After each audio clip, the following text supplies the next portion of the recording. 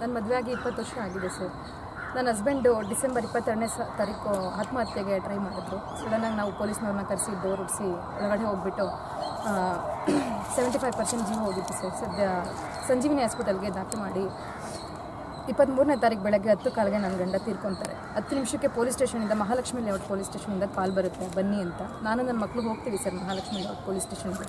ಅಲ್ಲಿ ನನ್ನ ಮೈದುನ ತ್ರಿಮೂರ್ತಿ, ನಮ್ಮ ನಾದಿನಿ ಗಂಡ ನಾಗರಾಜ್, ನನ್ನ ಗಂಡನ ಫ್ರೆಂಡ್ ಸಿದ್ದರಂಗ ಸ್ವಾಮಿ ಎಲ್ಲ ಸೇರಿಕೊಂಡು ನನ್ನ ಮೇಲೆ ಇಲ್ಲದೇ ಇರೋ ಬ್ಲ್ಯಾಕ್ ಮೇಲ್ಗಳೆಲ್ಲ ಮಾಡಿ, ಇಲ್ಲದೇ ಇರೋ ಅಲಿಗೇಷನ್ಸ್ ಮಾಡಿ, ನನಗೂ ನನ್ನ ಮಕ್ಕಳಿಗೆ ಚಿತ್ರಹಿಂಸೆ ಕೊಟ್ಟಿದ್ದಾರೆ ಸರ್. ಸ್ಟೇಷನ್ ಒಳಗಡೆ 4 ಅವರ್ ತುಂಬ ಚಿತ್ರಹಿಂಸೆ ಮಾಡಿ ನನ್ನ ಹೆಸರಿಗೆ ನನ್ನ ಗಂಡ 2023ರಲ್ಲಿ ಒಂದು ಮನೇನ ದಾನಪತ್ರವಾಗಿ ಮಾಡಿಕೊಟ್ಟಿದ್ರು, ಕುರ್ಬರಳ್ಳಿಯಲ್ಲಿ ಇದ್ದಿದ್ದ ಮನೇನ.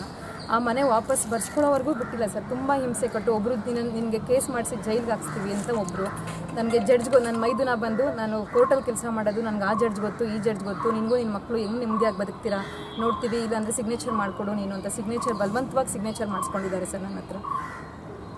ನನ್ನ ಮಕ್ಕಳು ಹೋಗಿ ಬೇಡ್ಕೊಂಡ್ರೂ ಏನಿಲ್ಲ ಸರ್. ನಾನಾಗಲಿ ನಮ್ಮ ಅತ್ತೆ ಮಾವಾಗಲಿ ಯಾವುದೇ ದೂರು ದಾಖಲಿಸೇ ಇರಲಿಲ್ಲ. UDR ಆದಮೇಲೆ ನನ್ನ ನಾದಿನಿ ಗಂಡ ನಾಗರಾಜ್ ಏನು ಮಾಡಿದ್ರು, ಮೀಡಿಯಾನ ಕರೆಸಿ ಸುಳ್ಳು ಆರೋಪ ಮಾಡಿದ್ದಾರೆ ಸರ್. ನನಗೆ ಬೇರೆಯವ್ರ ಜೊತೆ ಅನೈತಿಕ ಸಂಬಂಧ ಇದೆ ಅಂತ ಆ ಥರ ಎಲ್ಲ ಆರೋಪ ಮಾಡಿದ್ದಾರೆ.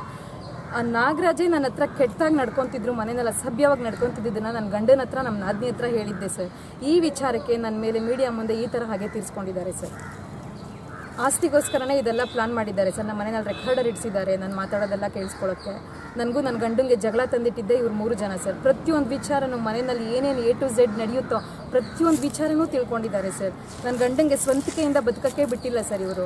ಡ್ರಿಂಕ್ಸ್ ಮಾಡಿಸೋದೆಲ್ಲ ಅಭ್ಯಾಸ ಮಾಡಿಸಿ, ಡ್ರಿಂಕ್ಸ್ ಮಾಡಿಸಿ ಕಳಿಸಿ ನನಗೆ ನನ್ನ ಮಕ್ಕಳ ಮೇಲೆ ಮಾನಸಿಕ ದೈಹಿಕ ಹಲ್ಲೆ ಮಾಡಿಸಿದ್ದಾರೆ ಸರ್. ಹೇಳ್ಕೊಟ್ಟು ನಾಗರಾಜನವರು ನಿನ್ನ ಗಂಡಸಲ್ವೇನೋ, ಹೆಂಡತಿ ಹೆಸ್ರಿಗೆ ಮನೆ ಮಾಡಿಕೊಟ್ಟಿದ್ಯೇನೋ, ನಿನ್ನ ಗಂಡಸಲ್ವೇನೋ, ನಮ್ಮಂಥವ್ರಾಗಿದ್ದರೆ ನೇಣು ಹಾಕೊಂಡು ಸತ್ತೋಗ್ತಿದ್ವಿ ಕಣೋ, ಹಾಗೆ ಹೀಗೆಲ್ಲ ಹೇಳ್ಕೊಟ್ಟು ಅವ್ರನ್ನ ಸೂಸೈಡ್ ಮಾಡೋ ಥರ ಪ್ರಚೋದನೆ ಮಾಡಿದ್ದಾರೆ ಸರ್. ಸೂಸೈಡ್ ಮಾಡ್ಕೊಳ್ಳೋ ಥರ ಮೆಂಟಲಿ ಡಿಸ್ಟರ್ಬ್ ಮಾಡಿದ್ದಾರೆ ಸರ್. ನನ್ನ ಹೆಸ್ರಿಗೆ ಬಂದಿದೆ ಅನ್ನೋ ವಿಚಾರಗಳು ಗೊತ್ತಾದ ಮೇಲೆ ಅವ್ರ ಮನೆಯವರೆಲ್ಲ ಮೆಂಟಲಿ ಟಾರ್ಚರ್ ಮಾಡಿದ್ದಾರೆ ಸರ್. ಮನೆ ವಾಪಸ್ ತಗೋ ಅಂತ.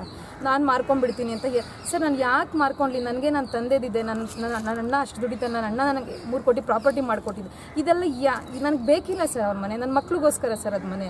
ನಾನು ದಾನಪತ್ರ ಮಾಡ್ಕೋಬೇಕಾದ್ರೂ ಹೇಳಿದ್ದೆ ಮಕ್ಳಿಗೋಸ್ಕರನೇ ಅದು ಯಾವತ್ತಿದ್ರು ಅಂತ. ಇವ್ರು ಅದನ್ನು ಸಹಿಸಿಲ್ಲ ಸರ್. ನಾನು ಇವ್ರಗಳ ಹತ್ರ ಹೋಗಿ ಭಿಕ್ಷೆ ಬೇಡಬೇಕು, ನಾನು ನನ್ನ ಮಕ್ಕಳು ಇವ್ರಗಳ ಹತ್ರ ಭಿಕ್ಷೆ ಬೇಡಬೇಕು ಅನ್ನೋ ಇಂಟೆನ್ಷನಿಂದ ಈ ಥರ ನನ್ನ ಹೆಸರಲ್ಲಿದ್ದ ಮನೇನ ಅವ್ರ ಹೆಸರಿಗೆ 500 ರೂಪಾಯಿ ಕರಾರು ಪತ್ರ ಮುಂಚೆನೇ ರೆಡಿ ಮಾಡ್ಕೊಂಡು ತಂದು ಸಿಗ್ನೇಚರ್ ಮಾಡ್ಕೊಂಡಿದ್ದಾರೆ ಸರ್. ಸ್ಟೇಷನಲ್ಲಿ ಒಂದು 50 ಜನ ಲಾರಿ ಸ್ಟ್ಯಾಂಡವ್ರನ್ನೆಲ್ಲ 50-60 ಜನ ಕೂಡಾಕಿ ನನ್ನ ಮೇಲೆ, ನನ್ನ ಮಕ್ಕಳ ಮೇಲೆ ದಬ್ಬಾಳಿಕೆ ಮಾಡಿಸಿ ಬಲವಂತವಾಗಿ ಹಿಂಸೆ ಕೊಟ್ಟಿದ್ದಾರೆ ಸರ್. 4 ಅವರ್ ತುಂಬ ಟಾರ್ಚರ್ ಮಾಡಿದ್ದಾರೆ ಸರ್ ಸ್ಟೇಷನಲ್ಲಿ. ಈಗಲೂ ಅಷ್ಟೇ ಸರ್. ಇದು ಇನ್ಸಿಡೆಂಟ್ಗಳಾದಮೇಲೆ ಮಾನಸಿಕವಾಗಿ ತುಂಬ ಟಾರ್ಚರ್ ಮಾಡ್ತಿದ್ದಾರೆ ಸರ್. ಈ ನನಗೆ ಆಗಲಿ ನನ್ನ ಮಕ್ಳಿಗಾಗಲಿ ಮಾನಸಿಕವಾಗಿ ದೈಹಿಕವಾಗಿ ಏನೇ ಅಲ್ಲೇ ಆಗಿ ನಮ್ಮ ಪ್ರಾಣಕ್ಕೆ, ನನಗೂ ನನ್ನ ಮಕ್ಕಳು ಪ್ರಾಣಕ್ಕೆ ಕುತ್ತು ಬಂದರೆ ನೇರವಾಗಿ ನನ್ನ ಮೈದುನ ತ್ರಿಮೂರ್ತಿ, ನಮ್ಮ ನಾದಿನಿ ಗಂಡ ನಾಗರಾಜ್, ನನ್ನ ಗಂಡನ ಫ್ರೆಂಡ್ ಸಿದ್ದರಂಗ ಸ್ವಾಮಿ ನೇರ ಕಾರಣ ಆಗ್ತಾರೆ ಸರ್ ಇದಕ್ಕೆಲ್ಲ. ನಿಮ್ಮ ಮೇಲೆ ಕೋಪ ಆಯ್ತಾ ಮೇಡಮ್? ಗಂಡ ಮೇಲೆ ಕೋಪ ಆಯ್ತಾ ಅವ್ರಿಗೆ, ನಾಗರಾಜನ್ ಅವ್ರಿಗೆ?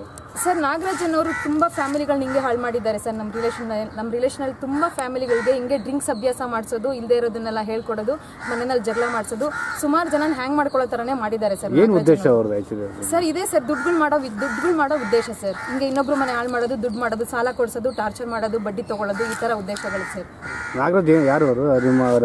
ನನ್ನ ನಾದಿನಿ ಗಂಡ ಸರ್, ನಮ್ಮ ಗಂಡನ ತಂಗಿ ಗಂಡ ಸರ್ ನಾಗರಾಜನ್ ಅವರು. ಸರ್ ನಾನು ಜನವರಿ 22ನೇ ತಾರೀಕು ಇವ್ರು 3 ಜನದ ಮೇಲೂ ನಾನು FIR ಮಾಡಿಸಿದ್ದೀನಿ ಸರ್. ಮತ್ತು ನಾನು ಮಹಾಲಕ್ಷ್ಮಿ ಲೇಔಟ್ ಪೊಲೀಸ್ ಠಾಣೆಯಲ್ಲಿ ನಾನು ದೂರು ದಾಖಲೆ ಮಾಡಿದ್ದೀನಿ. ಮತ್ತು ನಾನು ನನ್ನ ಗಂಡ ಆತ್ಮಹತ್ಯೆ ಮಾಡ್ಕೊಳ್ಳೋದಕ್ಕಿಂತ 3 ದಿವಸ ಮುಂಚೆ 3 ದಿವಸ ನಾನು ಗೋಕರ್ಣಕ್ಕೆ ಹೋಗಿದ್ದೆ. ನಮ್ಮ ತಂದೆದು ವರ್ಷದ್ದು ಶ್ರಾದ್ದ ಕಾರ್ಯ ಆಯಿತು ಅಂತ. ಆ ಟೈಮಲ್ಲಿ ನನ್ನ ಮನೇಲಿದ್ದಿದ್ದು ಒಡವೆಗಳನ್ನ, 15 ಲಕ್ಷದ ಒಡವೆಗಳನ್ನ, ನನ್ನ ಎಲ್ಲ ಡಾಕ್ಯುಮೆಂಟ್ಸು, ನಂದು ಪ್ರತಿಯೊಂದು ಡಾಕ್ಯುಮೆಂಟ್ಸು, ನಂದು ಏನೇನು A to Z ಡಾಕ್ಯುಮೆಂಟ್ಸು ಎತ್ತಿದ್ದಾರೆ ಸರ್. ಮತ್ತು ನನ್ನ ಗಂಡನ ಡಾಕ್ಯುಮೆಂಟ್ಸು ಒಂದೂ ಇಲ್ಲ. ಒಂದು ATM ಕಾರ್ಡ್ ಇಲ್ಲ, ಒಂದು ಚೆಕ್ ಬುಕ್ ಇಲ್ಲ, ಒಂದು LIC ಡಾಕ್ಯುಮೆಂಟ್ಸ್ ಇಲ್ಲ. ಮನೆ ನನ್ನ ಹೆಸರಿಗೆ ಗಿಫ್ಟ್ ಡೀಡ್ ಮಾಡಿಕೊಟ್ಟಿದ್ರಲ್ಲ ಸರ್, ಆ ಪತ್ರನೂ ಎತ್ತಿದ್ದಾರೆ ಸರ್. ಪ್ರತಿಯೊಂದು ಎತ್ತಿದ್ದಾರೆ ಸರ್. ಮನೆಯಲ್ಲಿ ಹುಡ್ಕೋಣ ಅಂದರೆ ಒಂದು ಡಾಕ್ಯುಮೆಂಟ್ ಇಲ್ಲ ಸರ್ ಏನೂ. ನನಗೀಗ ಮೇಯ್ನು ಡಾಕ್ಯುಮೆಂಟ್ಗಳು ರಿಕವರಿ ಮಾಡಿಸಿ ಕೊಡಲಿ ಸರ್. ನಾನು ಅದೇ ಮೇಯ್ನ್. ನಾನು ಏನು ಕೆಲಸ ಮಾಡೋಕ್ಕೂ ಆಗ್ತಾಯಿಲ್ಲ ಸರ್. ನಾನು ಮುಂದಕ್ಕೆ ನನ್ನ ಮಕ್ಕಳು ಭವಿಷ್ಯಕ್ಕೋಸ್ಕರ ನಾನು ಏನು ಕೆಲಸ ಮಾಡ್ಕೊಳ್ಳೋಕ್ಕೂ ಒಂದು ಡಾಕ್ಯುಮೆಂಟ್ ಇಲ್ಲ ಸರ್ ಮನೆಯಲ್ಲಿ. ಎಲ್ಲನೂ ತೆಗ್ಸಿದ್ದಾರೆ ಸರ್, ಎಲ್ಲನೂ ಎತ್ಕೊಂಡು ಹೋಗಿದ್ದಾರೆ. ನಾನು ಲಾಕ್ ಮಾಡ್ಕೊಂಡು ಹೋಗಿದ್ದನ್ನು ಲಾಕರ್ ಹೊಡೆಯೋರನ್ನ ಕರೆಸಿ ಲಾಕ್ ತೆಗೆಸಿ ಎತ್ಕೊಂಡು ಹೋಗಿದ್ದಾರೆ ಸರ್. ಪೊಲೀಸರು ಏನು ಕ್ರಮ ತಗೊಂಡಿದ್ದಾರೆ ಸರ್? ಪೊಲೀಸ್ ಸ್ಟೇಷನಲ್ಲಿ ಎಲ್ಲ ಏನು ತೊಂದರೆ ಇಲ್ಲ ಸರ್. ಅವರೆಲ್ಲ ಏನೇನು ಬೇಕೋ ಅದು ಮಾಡ್ತಿದ್ದಾರೆ ಸರ್, ಏನು ತೊಂದರೆ ಇಲ್ಲ. ನನಗೆ ಮೇಯ್ನ್ ಡಾಕ್ಯುಮೆಂಟ್ಸ್ ರಿಕವರಿ ಆಗಬೇಕು ಸರ್. ನಾನು 15 ಲಕ್ಷದ ಮೌಲ್ಯದ ಒಡವೆಗಳು ಕೊಡಿಸ್ಬೇಕು, ನನಗೆ ಡಾಕ್ಯುಮೆಂಟ್ಸ್ ರಿಕವರಿ ಆಗಬೇಕು ಸರ್. ನನ್ನ ಮಗ ದೊಡ್ಡವನು 2nd PUC ಓದ್ತಾ ಇದ್ದಾನೆ, ನನ್ನ ಚಿಕ್ಕ ಮಗ 6th ಸ್ಟ್ಯಾಂಡರ್ಡ್ ಓದ್ತಾ ಇದ್ದಾನೆ ಸರ್.